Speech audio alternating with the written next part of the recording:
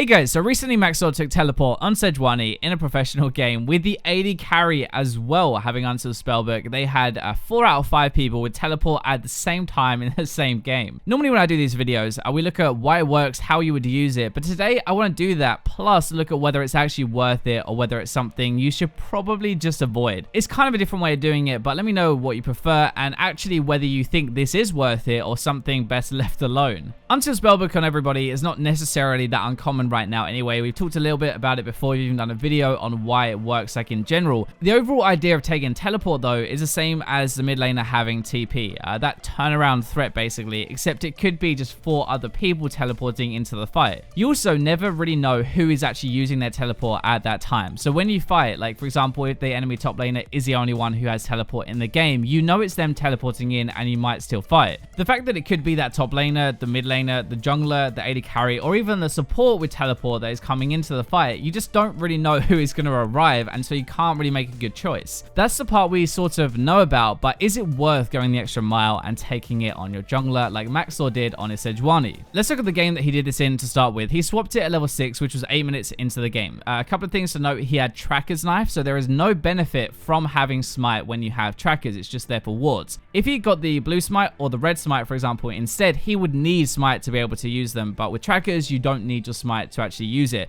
Sejuani especially has decent damage to farm with, so that is good, and he had built his Cinder part of Cinderhulk already, and the burn from that actually helps your farming even more. In the game, he used it to teleport mid to stop a dive on his mid laner, so pretty good, saved his life at least. Specifically though, he played around bot lane a ton, knowing that he could TP, I guess, to mid lane and top lane if it was needed, if they tried to make a play there. He basically had all 3 lanes covered by just sitting bot with the teleport, which is pretty cool. He swapped it back at 20 minutes though, level 11, which was obviously for Baron, I assume. And honestly, at that point of the game, like from level 6 to up to 20 minutes, I don't think you really need a Smite as a jungler, as weird as that sounds. Smite is used for farming really, and also for objectives. Once you get to level 6 and you have some decent damage and items anyway, farming is pretty good, and objective wise, we'll go into that a bit later, but there's only really Dragon. Unsealed Spellbook for a jungler means you have better flash cooldown, which is really good for tanks trying to flash engage all the time, and also better smite cooldown, which improves your farming early game. The good stuff with taking this build on a jungler with teleport and stuff, you can actually flank fights, for example. You can teleport in and go from the flank just like a top lane tank would when you engage. Obviously, we all know the Huni Lucian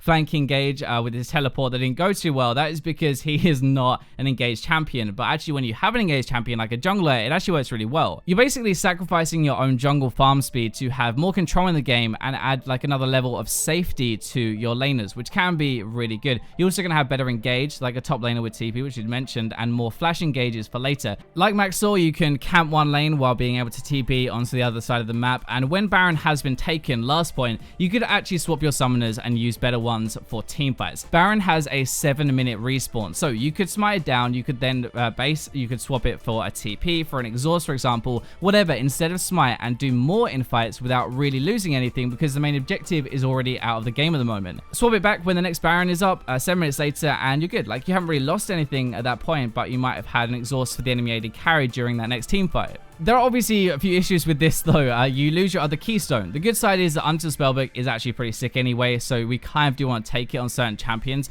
For tanks, it's also not that big of an issue. It's just like losing a bit of survivability for a bit longer in a fight when you don't take Aftershock, but we can kind of get around that. For a Kha'Zix though, for example, you lose a lot of burst damage by not taking Electrocute, so that actually does matter. Another thing is you can't really contest dragons, but honestly though, it's kind of a minor point. I think dragons are not normally smite fights at this point into the game. Sometimes obviously they are, but you usually fight and the winner is going to take it afterwards. A big thing though is you cannot contest buffs, like if somebody invades you, or you can't really invade properly either. If your game plan is trying to be aggressive and shut down the enemy jungler, this doesn't really work. You also can't fight as well without red or blue smite, as we talked about, and it's almost always better to get those two for solo queue. So that is why it works, but is it actually going to be worth it? And for most junglers, probably not, honestly. You're better off taking a normal keystone. For damage junglers, you want your damage keystone. You want red smite to fight, and you kind of need smite actually to farm properly anyway. For tank junglers though, you don't have to take red smite, you don't need smite to farm either, and you don't necessarily need your tank keystone, so actually that can kind of work.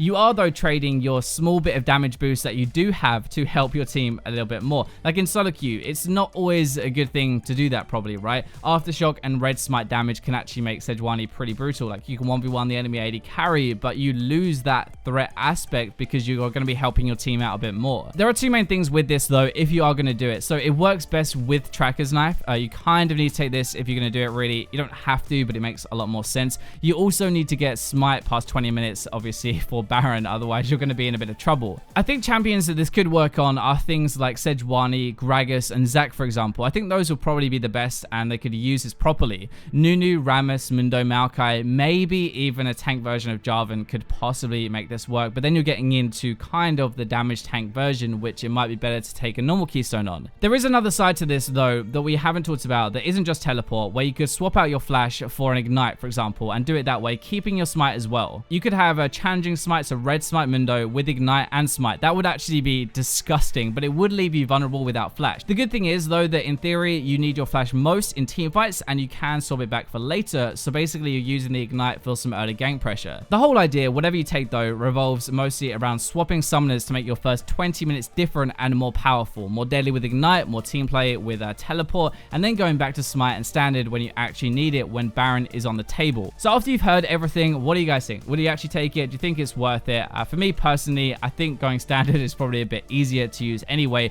but thank you for watching the video anyway. For now, I will leave you with the robots.